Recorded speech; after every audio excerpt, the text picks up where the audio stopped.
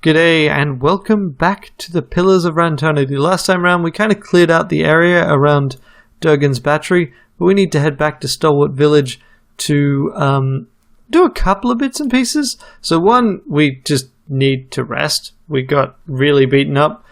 We might as well actually use the inn while we're there. And the other piece is we kind of want to do some of the little quests around the place there as well. And we need to find and awaken the soul of someone. Yeah. Plus, this gives us an opportunity to kind of parade around town and... The village was a touch livelier when I saw it last. Ain't saying much, though. Basically, make people get annoyed at Carrick. What do you remember about Stalwart? Bitter cold and a persistent odor of fish. And that were just the people. Why did you want to come back anyway? Anything's better than Galvino's workshop. You ain't heard the old buzzard sing. She turns away again. Anyway, what about you? We seen lots coming through, trying to crack the battery, but no watchers. There's another group that passed through before me. I need to know what they were after. Ah, looking for someone. That's a familiar yarn. She nods slowly, rocking her head on broad, steady shoulders. But don't let me keep you from the sights and sounds of Stalwart. They're easy to miss. I wanted to ask you about something else. Galvino said you murdered several people before he transferred you. Effigy's eyes, that man loved to talk. Tell me why you killed those people. Won't make the deed seem any kinder. I have parts of your story from others. I'd rather hear the rest from you. A soft hissing noise comes from the bronze girl, and you recognize it as a sigh. Mayhap you've heard of Coldmoor. Was a quiet, forgettable patch of the woods. Till a pack of rabid clodhoppers set it afire. The fingers of one hand twitch and click against one another like in a pair of sudden spastic motions. That was the start of the purges. Dear Woodens killing their own. You're upset. A sudden burst of heat flares from her seams as her essence surges and boils. A farmer on the other side of the mountains woke up one day with his head all aflame and took it for the gibbering speech of his god. And so did a few thousand of his countrymen. So when he tired of Vorlus fields and marched west, a horde of armed Hicks followed. What do you mean? St. Widwin and his blazing crusade celebrated his coup in Raid Ceres by invading the Deerwood. Most of his forces headed north to Helgot Citadel, but a lucky few thousand ventured through the mountains. Through Cold Morn. We let him pass. You were from Cold Morn? When I heard what happened out there after the war, I couldn't believe my ears. Fine line between couldn't and wouldn't.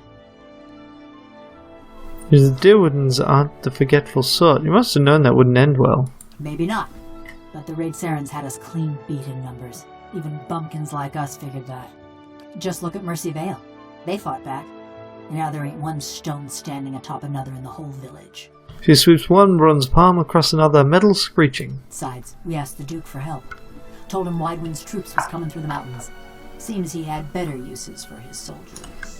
She crosses her arms over her plated chest. So we let Widewind's soldiers pass. Left him for the Duke to wrangle on his own terms. You hear a soft clank as she flicks her wrist. So Coldmoor was purged in retaliation. It was after the Godhammer made a fine grit out of Widewind, when Deerwoodens were running on rage and looking for something to burn. You catch glimmers and glints as it seems as razor-thin wires pull tight within her body. They came at dark. Hundreds of folk. Every one of them mourning someone lost in the war. A dry chuckle ticks in her throat. Must have decided it was our duty to escort their dead back to the wheel. They didn't light their torches till they had us surrounded.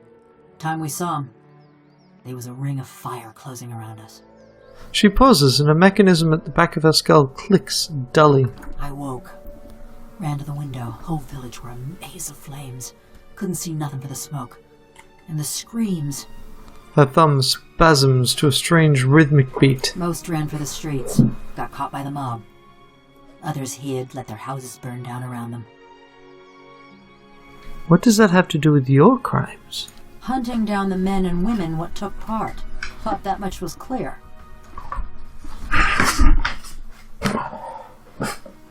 Sorry, I had a little cat behind my monitor, pulling on things. I'm not sure that's a good thing. Okay. You couldn't have hoped to get them all. Well, we just gotta do our best with what time the gods give us, don't we? What exactly did you hope to accomplish? We were a mob that destroyed our village. But it was just one man that burned my family's house. Mm-hmm.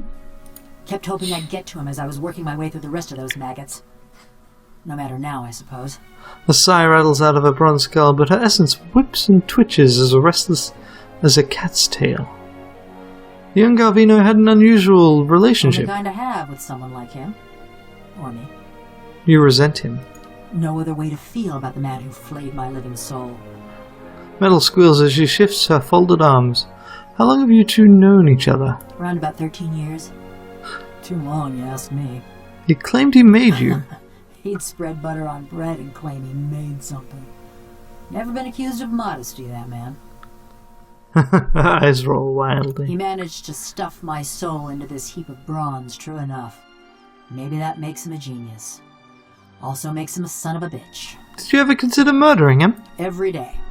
Just kept putting it off. It's not like either of us was going anywhere. What exactly did you do for him? She regards you for several seconds. She shrugs. Looked after his tools, cleaned the workshop, swung the sledgehammer. Oh, and snatched up travelers for his soul tinkering. The other golems, you mean? But don't you worry. They were all bad folk. Thank you for telling Just me. so you know, you got a real professional working for you. Let's talk about something else. Yeah, I've had enough of them too. Why did you want to come with me? Stalwart's great this time of year. Beareth spells in bloom for a good 5 days, and the mountain squall actually blows the fish stench away from town. She turns away, clacking the fingers of one hand against her palm. Better than staying at Galvino's, anyway. Aloth arches an eyebrow and leans close. I've lived with secrets long enough to know when someone's hiding something. The black marbles of her eyes scrape against her sockets as she looks at you. What was your life like before the Saints' War? There weren't much to say about it. By my reckoning, that means it was pretty good. She nods thoughtfully. Ma was a trapper, taught me to set snares and dress game. Dad was a tinker. I never had his patience, but it were fun to watch him work.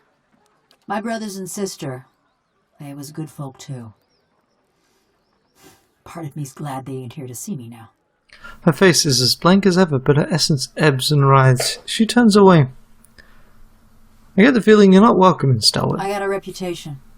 People in these little villages ain't the most open-minded. Did you murder someone Not here? yet. You answered me pretty quickly. Something you're not telling me. Plenty.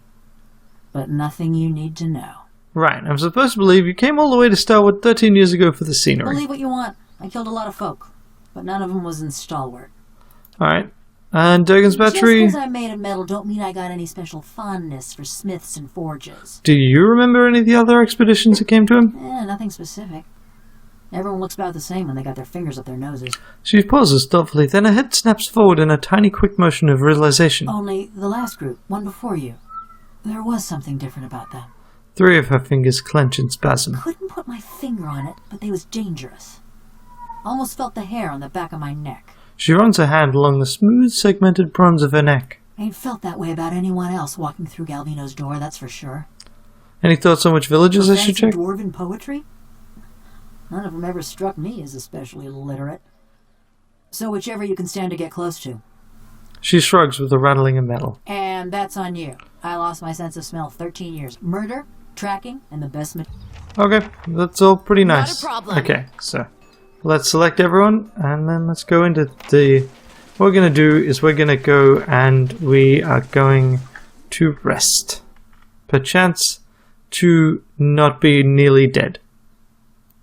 Because everyone knows that 8 hours of sleep sets you fully right. No worries about anything else. To be fair, we've got a bunch of magicians with us, so, I mean, it probably does help. For example, and also we've got things like field triage. Look, he's got so much more health now. Actually, that's pretty great. Wow. That's way better than I thought it would be. But still not enough to take him from 5 to full. Okay, so now let's see what we got over here. Back to warm your hands, eh? What can I do for you? Read his soul. You see a room, dark and damp, a cellar. It looks like part of the inn rather than an old fortress. Through Hefrick's eyes, you admire rows of gleaming bottles recently dusted and polished. As you step from the shelves, you look on with satisfaction at a pressure plate concealed in the stone floor. You got the look of someone with her teeth around a secret. Her cold fingers are locked around your arm. Her black eyes search you. Glad I'm not the only one who knows not to trust your kind, Watcher. You do well not to trust hers. You all right? I won't serve you if you're already drunk, you know. I'd like a room. Top quality bear pelts on every bed. You won't be disappointed. And dialogue, and let's see. Do we want to just get the raw stat boost on everything? Yes. Yes, we do. 150 copper. Okie dokie. Sweet. And now, we can basically go around. I guess it's only named folk that we will ever do this with. And I think we should probably actually talk to the head of the village first. But I'm just gonna go look at Owena. Something I can do for you? Halfrick's got me straightening the rooms, but I'll help you if I can. Read her soul.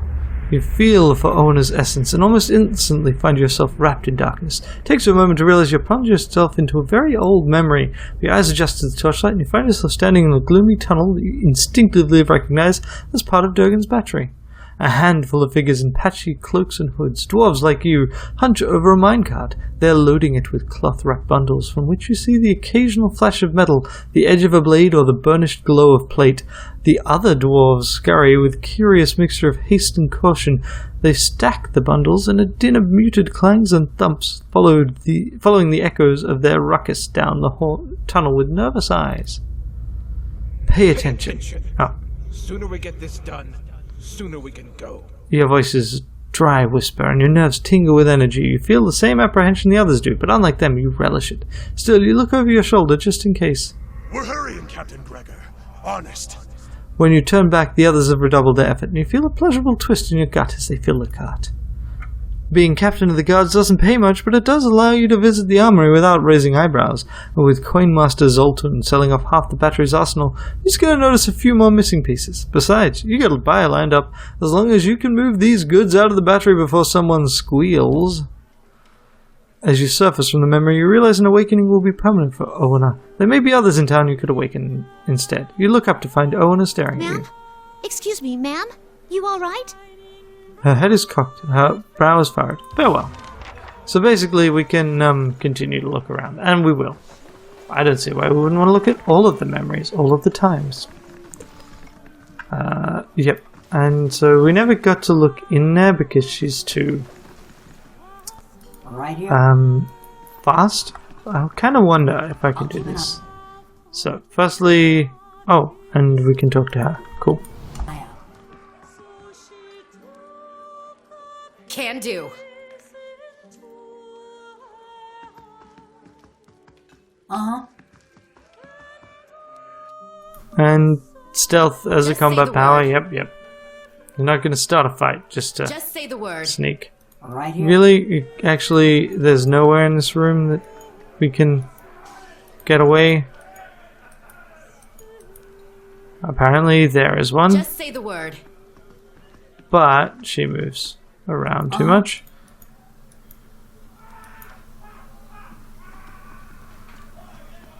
So Just she say the never word. moves away far enough to do anything. And if I try and do something silly like... How may I help? Yeah. Yep. Oh, that's exactly not enough time. Right Wow. here. That's amazing. But we're not in combat pathfinding, so there's no actual way to do that. Unless there's like a potion of invisibility. Sure.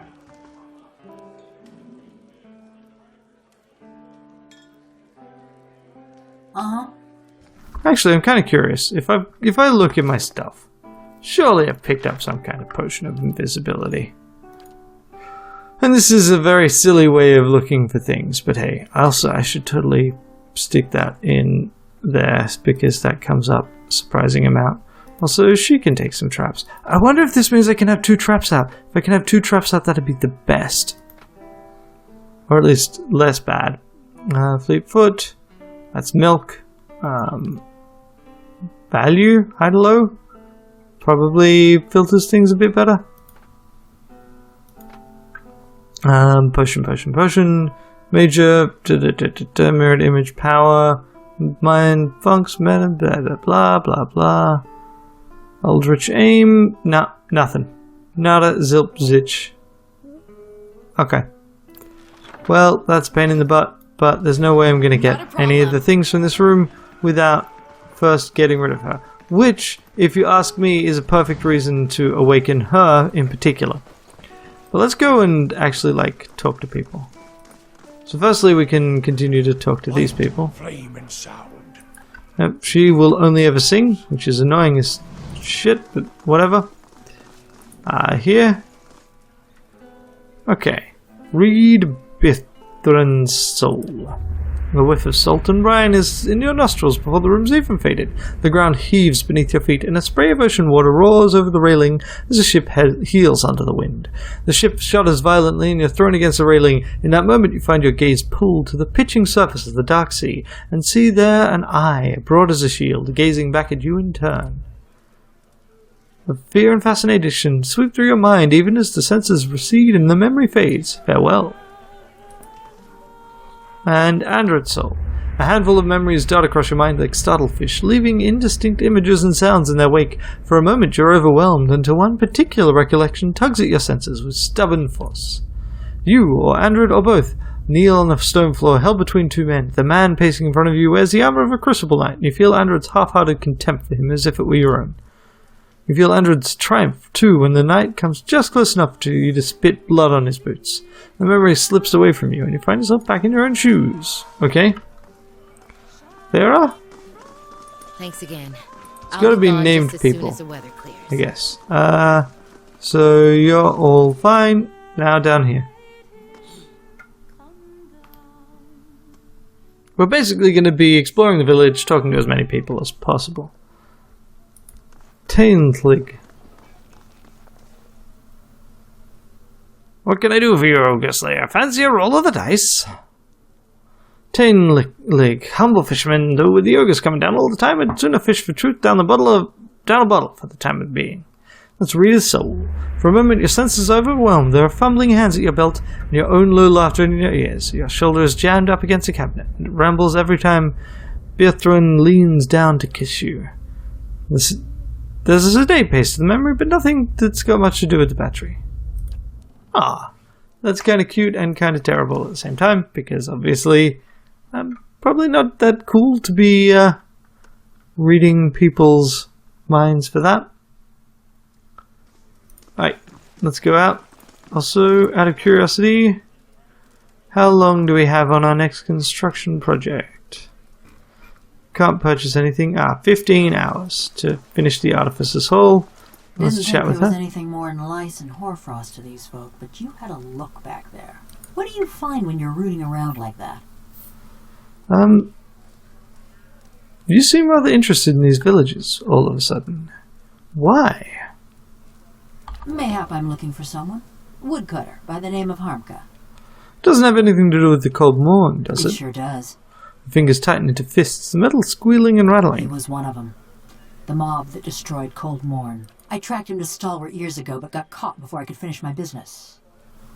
Dark iridescent whirls appear and fade on a chestplate. Heat ripples from a metal carapace. Sounds like there's more to it. This one's personal for you. This man, Harmka. I saw him outside my house the night it burned, staring into the flames the way I seen you stare into souls. Her fists clench and loosen in a series of rapid random movements. I knew it were a fool's errand trying to hunt down every man and woman that carried a torch into Cold Morn. But She twists her head from side to side, holds up a hand, the delicately engraved palm empty but grasping at something. If I knew I got the one responsible for my kin and my hearth, I might could rest easy. How can you be so sure about this Harmka fella? I took a good long look that night. Ours was a little place with a yellow door right on the edge of town. He was there. She nods slowly. Besides, I asked around when I first got to Stalwart. Townsfolk said that all the woodcutters in town took part in the purge. Point of pride for them. A small plume of heat rises from a seam in her skull.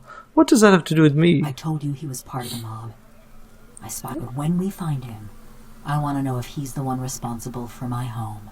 My parents, my brothers and sister. One of her thumbs rubs absently at a scratch on her hand. I never thought I'd have the chance to know for sure.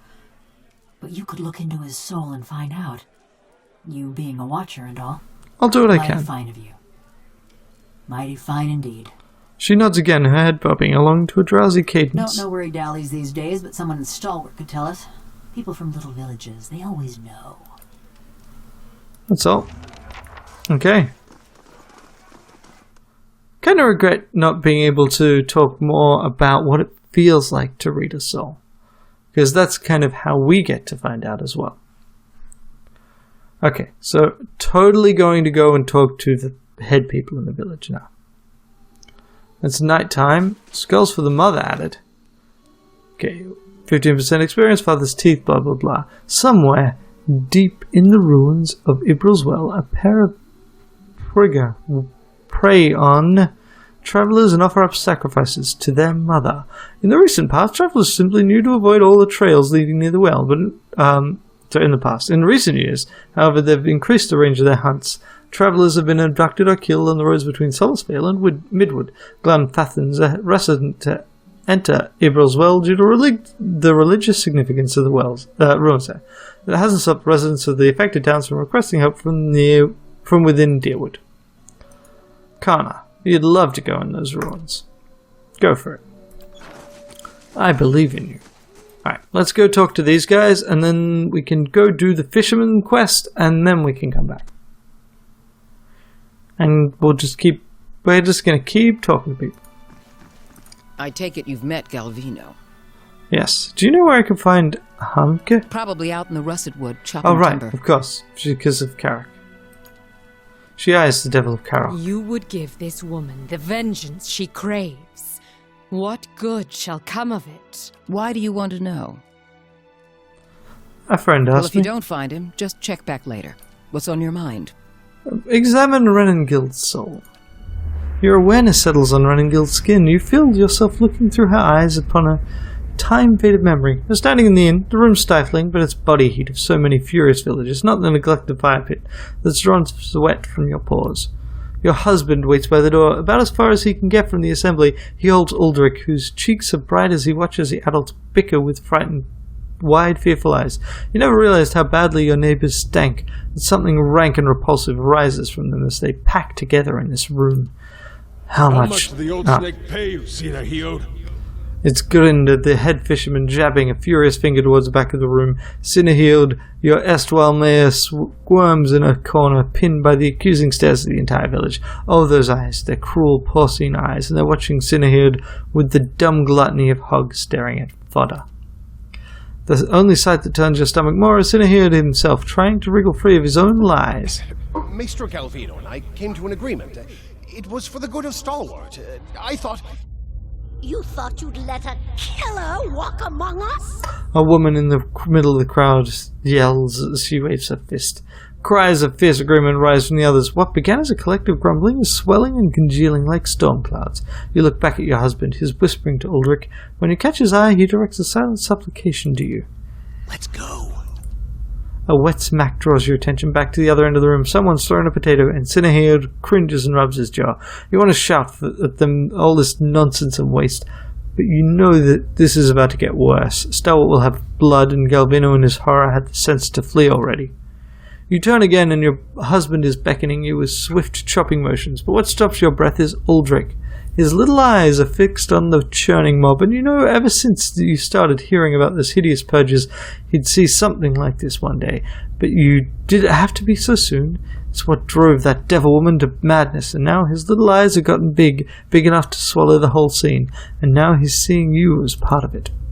You want to leave now, but if you do, this is what your boy will remember. Cowardice and madness. About people, about Stalwart, about you. The people around you jostle and bark in their rage. They're dangerous animals, but animals nonetheless. They just need to be led. So you push your way to the end of the room where Sinahir trembles in a puddle of his own piss. Enough. Your voice boils up from your throat. The others fall silent, watching you. They listen, dumbly trusting, as you turn Sinahir's death sentence into an exile. No one contradicts you when you explain he's going to march out of this village, alone, and into whatever miserable hamlet will have him. They silently agree when you explain that their hands are too clean for the likes of him. There's something else forming behind their eyes, a kernel of trust and dependence. You feel it curdling around you, encasing you like a pearl does sand. You only wanted to spare Sinahir's life, not volunteer for his job, but you see so much fear simmering just beneath their expressions. Fear at God-men marching through the mountains, at Deerwoodens and their purges, at dying the slow, lonely death of a ghost town. And you see their grateful reassurance mirrored in Aldrich's expression.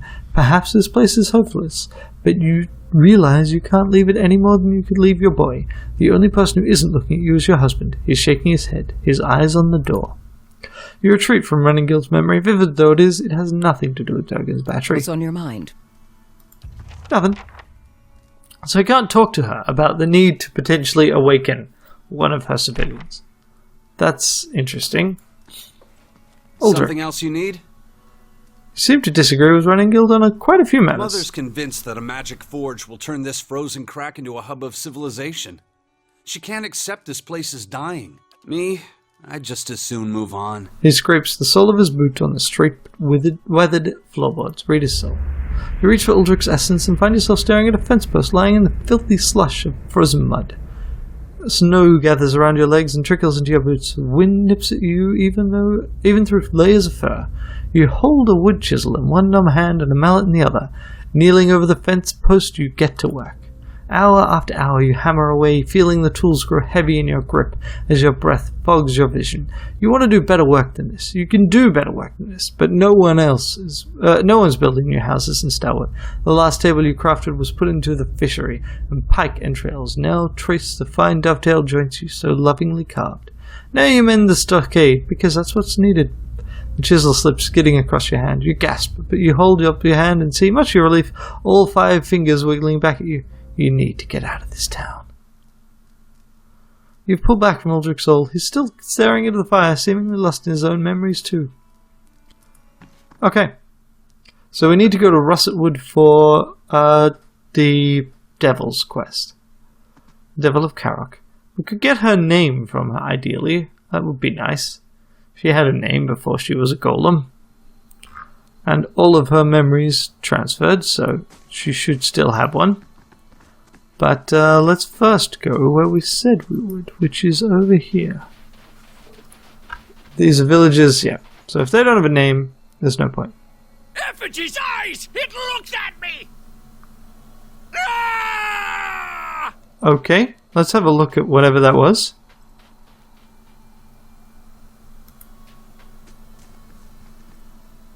A dozen pair of globular eyes stare up piteously from the discarded heads of the day's catch.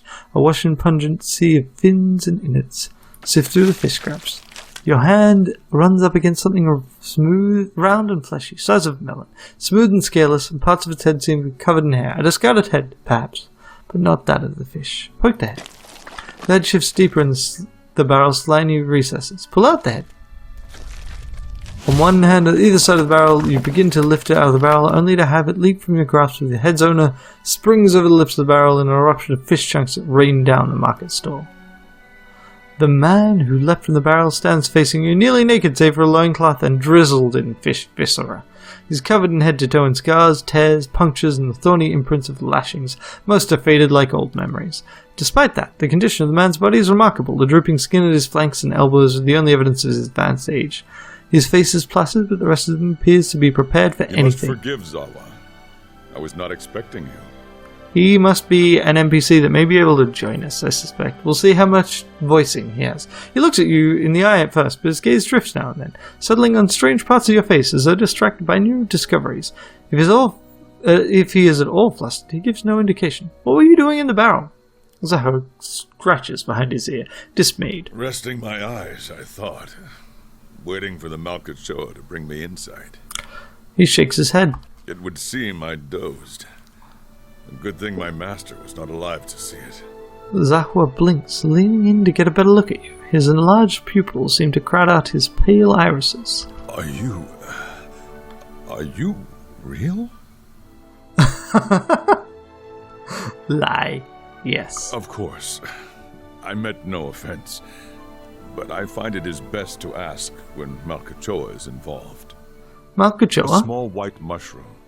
I have heard it called snowcap in these lands. Uh-huh. It can reveal the true nature of many things. You have a master, you say. A man traces your inadvertent glance at his scars. He smiles politely. A teacher, not an owner. Zawa is a free man. Well, as free as any of us. I still don't understand why you were in the barrel. I was freeing myself from vanity. Did he say sanity or vanity? Consider, how can one be vain who is bathed in the smell of dead fish? It helps to be this beautiful. I had the idea when I passed this way earlier. I am pleased with the results so far. He smiles at a woman whose head is swiveled towards him as she passes by, a look of revulsion on her face. Distracted, her toe catches on a stone and she nearly falls on her face. He claps his hands together. Yes, quite pleased. You don't seem like you're from around I was here. visiting a monastery. Yeah, he's a monk. I found it empty, but I met a messenger as I left. So, basically, there are gaps, I guess, in the companion roster, such that there were no pre-made companions of rogue, monk. Monks may even have been new in the expansion, I'm not sure. Or barbarian. And that's one of the things they addressed in the expansions, is they gave you characters that fit the classes that no other companion had. So, this is kind of neat. He carried a call for aid. Seeing that he would find no monks at the monastery, I chose to go in their place. Zawa is no longer young, but in combat he is still the greatest of the Takan people. It seemed only right that he should go. So would hide me as well. I would not say I am hired. I seek no wage, and I promise no result. I have chosen a path, and my spoils come from walking it. An uneasy frown settles on his face, almost a wince. And this fortress, this Durgan's battery, its people are gone. Zawa would know why. If you seek the White Forge as well, I could use the help of an experienced warrior. Zahua's face tilts upward, his eyes fixing on the sky. He remains motionless, entranced. At length, he blinks as if awakening and looks back at you. He shrugs cheerily. If one wishes to swim, it is no time to argue with the current. We are here together in this moment because a perfect force has willed it. Who is Zawa to argue? He looks at you squarely in the eyes, and for once, they do not drift. I will walk with you so long as the gods wish it so. Let's be on our way then. Okay, so we've picked up Zahua, who is obviously a monk. I'm thinking I'm going to drop Grieving Mother for the moment, and pick up Zahua. Should be an interesting change to the party lineup. Alright. And we'll continue next time. Until then, I hope you have a great day. Bye. Thanks for watching. I really appreciate you spending the time and effort watching the videos I make. If you'd like to watch more, on the left there should be another video from this playlist. On the right there will be whatever YouTube recommends. And in the center there is a convenient subscribe button, just in case you need it.